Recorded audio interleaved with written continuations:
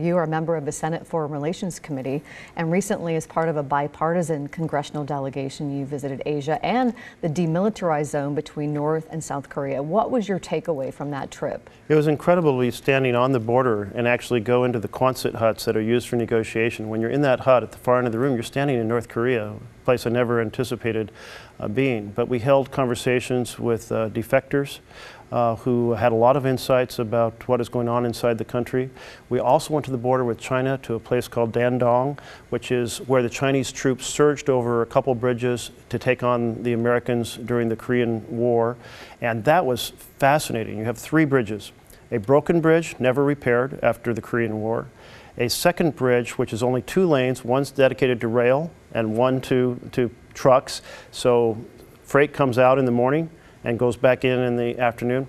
And the third, a brand new, gorgeous interstate highway style bridge, beautiful suspension bridge, doesn't carry a single car, a single truck, because after China built it all the way across the river onto North Korean land, the North Koreans left a gap and said, we don't want this highway to function. We don't want that much contact with China, which gives you an indication of a real symbol of their desire for isolation, even from their primary patron. At the UN General Assembly, in a combative speech, President Trump threatened to totally destroy North Korea if the nation's, he called him Kim Jong-un, rocket man, doesn't abandon his drive toward nuclear weapons. After visiting that area, what sort of impact does that language like that have on North Koreans?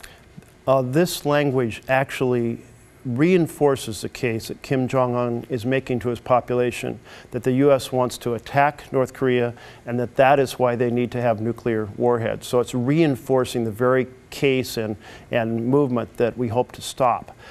Really, we have, the military threats are considered ones that don't have a big impact in terms of persuading North Korea, because North Korea has a conventional response. They have artillery, hundreds of artillery. They can attack Seoul across the border. That's a metropolitan region of 25 million people, including tens of thousands of Americans. In addition, they already have warheads. And warheads can reach America not just by ballistic missiles, but they can reach America in a boat. They can reach it in a cargo container.